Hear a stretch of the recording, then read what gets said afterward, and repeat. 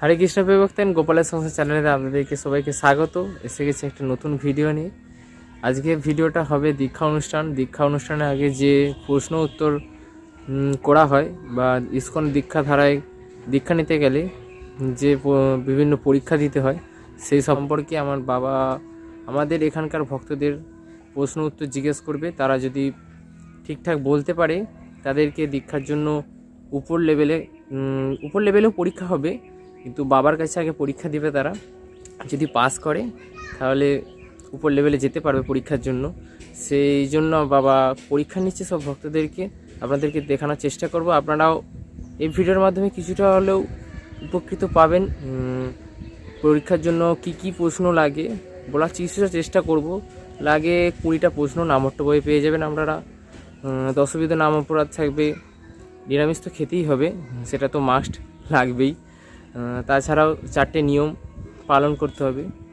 আরও বিভিন্ন যে প্রশ্ন থাকে সেগুলো আপনাদেরকে দেখানোর চেষ্টা করব। বাবা ধরছে সেখানে, আর সেই তার আজকে একজনদের বাড়িতে ডাকা হয়েছে সবাইকে, যতজন পরীক্ষা নেবে সে পরীক্ষা দিচ্ছে। চলুন আপনাদেরকে সেই পরীক্ষাস্থলে নিয়ে যাই। হরে কৃষ্ণ। ভিডিওটা পুরোটা দেখার চেষ্টা করবেন, আপনারা কিছুটা হলেও উপকৃত পাবেন। হরে কৃষ্ণ।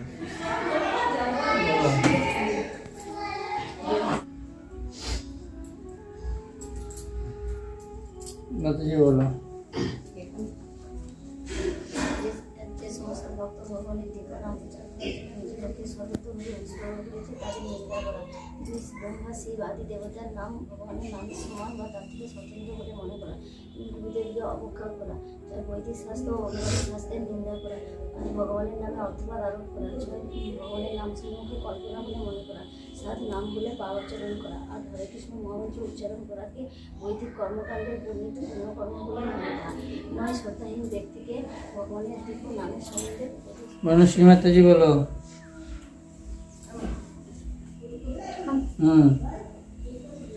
যে সমস্ত ভক্ত ভগবানের দিব্য নাম প্রচার করার উদ্দেশ্যে নিজেকে সর্বোত্তভাবে উৎসর্গ করেছে তাদের নিন্দা করা। 2 হচ্ছে শিব ব্রহ্মা আদি দেবতাদের সামনে ভগবানের নাম সমান বা তার থেকে স্বতন্ত্র মনে করা। 3 হচ্ছে গুরুদেবকে অবজ্ঞা করা। 4 হচ্ছে বৈদিক শাস্ত্র অথবা বৈদিক শাস্ত্রের অনুযায়ী শাস্ত্রের নিন্দা করা। 5 হচ্ছে ভগবানের নামে অর্থবাদ আরোপ করা। 6 হচ্ছে ভগবানের নাম সমূহকে কল্পনা বলে মনে করা। 7 হচ্ছে নাম বলে পাপ আচরণ করা। 8 হচ্ছে হরে কৃষ্ণ মহামন্ত্র উচ্চারণ করাকে বৈদিক কর্মকাণ্ডে বর্ণিত পূর্ণ কর্ম। ললাটেং কেশবায় নমঃ, উদরং নারায়ণ নমঃ, বক্ষস্থলং মাধবায় নমঃ, কণ্ঠং গোবিন্দায় নমঃ, ডান পাশং বিষ্ণবে নমঃ, ডান বাহুতে মধুসূদনায় নমঃ, ডান স্কন্ধং ত্রিবিক্রমায় নমঃ, বাম পাশং বামনায় নমঃ, বাম বাহুতে শ্রীধরায় নমঃ, বাম স্কন্ধং ঋষিকেশায় নমঃ, পৃষ্ঠং পদ্মনাভায় নমঃ, কোটিতং দামোদরায় নমঃ, মস্তিষ্কে ওং বাসুদেবায় নমঃ। তারপর আচমা ওং কেশবায় নমঃ, ওং নারায়ণাং নমঃ, মধুসূদনায় নমঃ, ওং তদ বিষ্ণু পরমং পদং সদা পশ্যন্তি সুরায় দেবী চক্ষুরাতত।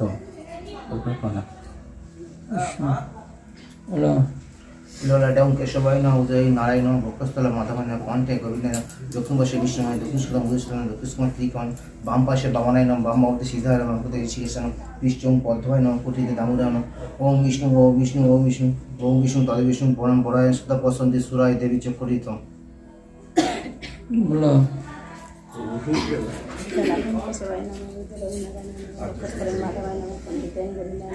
দক্ষিণ পার্শ্বং বিষ্ণুময় নমঃ, দক্ষিণ বাহুতে মধুসূদনায় নমঃ, দক্ষিণ কন্দং ত্রিবিক্রমায় নমঃ, বাম পাশে বামনায় নমঃ, বাম বাহুতে শ্রীধরায় নমঃ, বাম কন্দং ঋষিকেশায় নমঃ, পৃষ্ঠং পদ্মনায় নমঃ, কোটিতং দামোদরায় নমঃ, অবশেষং বাসুদেবায় নমঃ। ওম কেশবায় নমঃ, ওম নারায়ণায় নমঃ, ওম মাধবায় নমঃ। কৃষ্ণ 5000 বছর পূর্বে যা বলেছেন আজকের গুরুরাও সেই একই কথা বলছেন। কারণ গুরুদেব পরম্পরায় ধরা থাকে এবং তিনি যা বলেন গীতা ও ভাগবতের সিদ্ধান্ত অনুযায়ী। 4টে নিয়ম আহার, ইন্দ্রক্রিয়া আর অবৈধ সুসঙ্গ এবং আসর পান করি কেন? হরিনাম আর পুণ্যকর্মের মধ্যে পার্থক্য কি বলো? যান যজ্ঞ স্কুল কলেজ এসব হচ্ছে পুণ্যকর্ম, এসব করলে স্বর্গে যাওয়া যায় যেটা ক্ষণস্থায়ী, এবং হরিনাম নিত্য, হরিনাম করলে নিত্য ভগবত ধাম প্রাপ্ত হওয়া যায় যেটা স্থায়ী।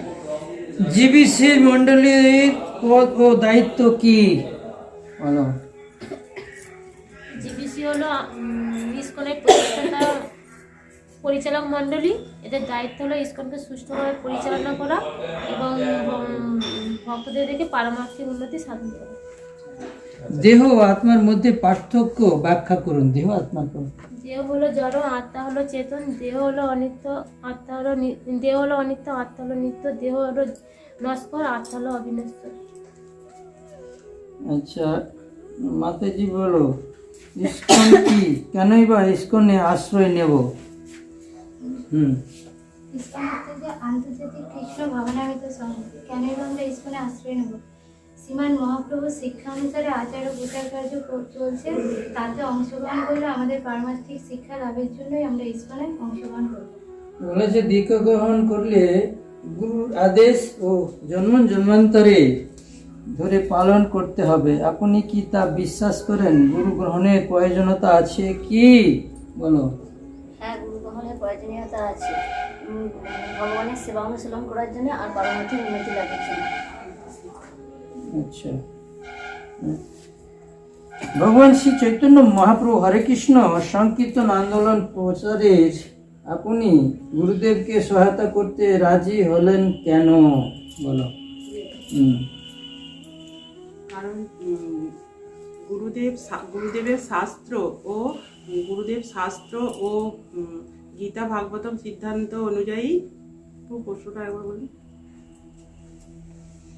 ভগবান শ্রী চৈতন্য মহাপ্রভু হরে কৃষ্ণ সংকীর্তন আন্দোলন প্রসারে আপনি গুরুদেবকে সহায়তা করতে রাজি হলেন কেন? গুরুদেব শাস্ত্র ও মহাপ্রভুর শিক্ষা অনুযায়ী প্রচার কার্য করছেন।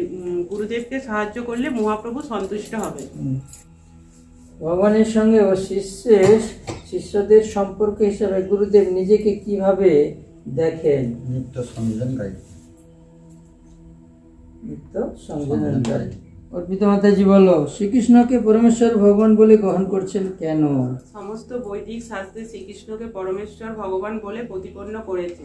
যেমন ভাগবতমে এতে চাংশ কলা পুষ্প কৃষ্ণাত্ম স্বয়ং ভগবান ইন্দ্রাণী ব্যাকুলম লোকম মীরায়ন্তী যুগে যুগে।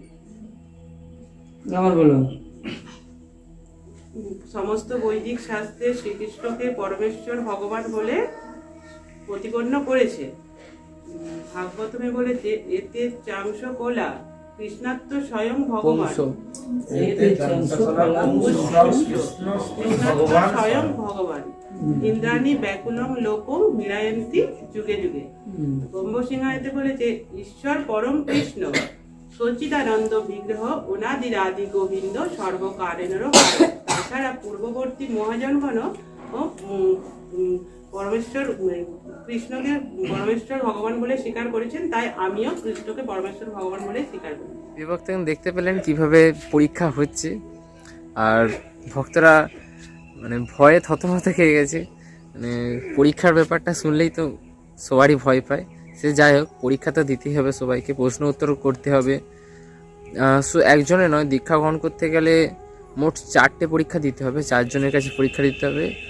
লাস্ট হয়তো পদ্মনেত্রপ্রভুর কাছে যায়, পদ্মনেত্রপ্রভু অর্ডার দিলে তারপর হয়তো দীক্ষাস্থলে বসতে পারবে। তারপরও দীক্ষাস্থলে বসার পরও হয়তো পরীক্ষা হয়তো নেওয়া হয়। সে যাই হোক, ওই জন্য তো ইসকন ধারায় এত কঠিন দীক্ষা গ্রহণ করা। আরও পরীক্ষা চলছে, এরপর হয়তো প্রসাদ পাবে, তারপর বাড়ি যাব। তা এই ছিল আজকের ভিডিও। প্রিয় ভক্তগণ, প্রসাদ পাওয়া একটু দেখাবো আপনাদের। ভক্ত সেবার কী কী আয়োজন করেছে। প্রসাদ বসে পড়েছে।